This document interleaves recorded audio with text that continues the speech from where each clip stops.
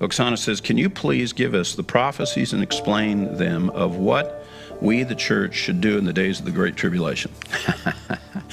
Giant subject, okay? Giant subject. The saints, the believers that will be at the end of the age, coming up to the Great Tribulation, leading to the return of the Lord, it says there are 3 destinies for us. The 3 destinies are that some are going to take up the sword, meaning there's going to be hostilities. People's lives will be threatened. And there will be some brethren who will believe that the right way to get through this situation is to arm themselves, defend themselves, and with hostile, violence. I'm not telling you that that's wrong. I'm just going to tell you a spiritual law. He who takes up the sword will die by the sword. That's what the Messiah has said.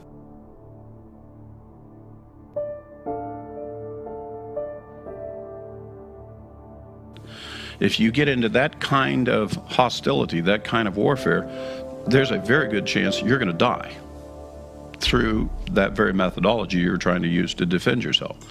But the scripture says there will be a lot of brethren who will do this. There will be a lot of brethren who will take up arms to defend themselves. I know of a whole bunch of them in the United States of America.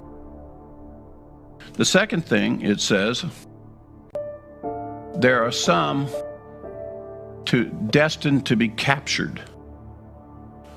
Some saints are simply not going to escape. They're not going to be defending themselves with arms, and they're going to be taken captive. And the prophecy is very explicit about this. It says they will be taken captive. They're to remain faithful to the Lord. Only this time you're going to go to a super class concentration kind of camp where they're just going to process you in 10 days and kill you. They are not going to waste a bunch of money feeding you. They're just going to kill you. By the way, we have the exact same thing going on in Turkey right now today. The coup that just took place in Turkey, the Turkish government has just arrested some 13,000 people that have participated, they claim have participated in the coup, that were against the government and were in support of the coup and so forth. And they've decided they do not want to spend the money putting them in prison for years and paying for their food and lodging and all that. They've decided it would be far more economical just kill them all. I mean, right now today, the Turkish government is essentially announcing, we're going to kill them. We're not, they're in jail right now and they're getting ready to be executed. And the world is kind of like, what? Well, let me tell you, in this great tribulation, they're going to do exactly the same thing. They're going to keep a whole bunch of people, a whole bunch of believers they're going to capture, and they're not going to spend the money, put you in a concentration camp like the Nazis did, where you live there a few years until the Lord shows up.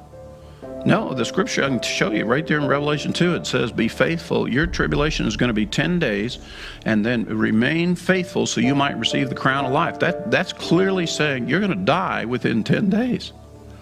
So that's the second destiny. The third destiny is a complex one. It's called you escape, you survive, and you endure until the Lord returns. That's what we call the greater exodus. The people, and there's a specific escape plan. There's a specific set of prophecies that says how this happens. They escape at a future Passover. They go into the wilderness of the peoples. They get out of the cities. They establish the camp of the righteous. God provides food for them, water for them, defense for them. They have to bring their own shelter. They have to bring their own shelter. They have to bring their own shelter. They're going to be just like the children of Israel on a great journey. Instead of for 40 years, their journey is for 42 months. Now, is everybody going to be doing this? No. The remnant. The people that are going to see the coming of the Lord at the end. The people that will see the resurrection and then be translated with those as they're being resurrected from the grave. And they will be alive and change at the same time of the resurrection. There's going to be some people on the earth that are going to see the coming of the Lord that believe in the Lord. It'll be this group. The scripture basically says these are the three destinies. So I say to all brethren who believe in the Lord, who as we get ready to go into the great tribulation, which one of the three do you want to be a part of? And by the way, they're called destinies. The decision may be made for you. You know, when you have a destiny, that means you don't really make the decision. The decision gets made for you. But I can tell you this. If you'll start keeping the commandments of the Lord, in all likelihood, this is your destiny. This is probably your destiny.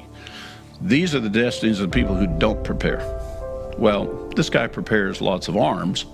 This guy prepares nothing. So this guy is the one who is anticipating the coming of the Lord and has paying attention. He's a watchman on the wall.